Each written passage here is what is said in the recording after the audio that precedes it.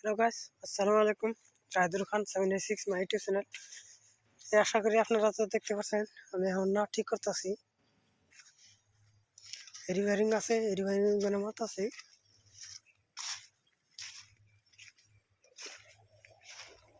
এই নাম্বার এই যে এই ফোড়ানো তো দেখতে পাচ্ছেন, এই যে ফোড়ানো, এই ফোড়ানো টিন আগে তুমি অ্যাকচুয়ালি ও সেট ক্লিয়ার আছে। এখন তোমার আছে এই সেট আছে, এই সেট মারলে তোমার না কমপ্লিট হয়ে যাবে।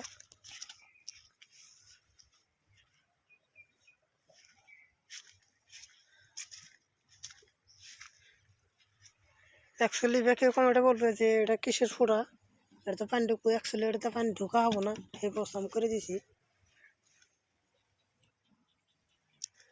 অবশ্যই না বানান কীরকম আছে অবশ্যই কমেন্টে বলে দিবেন।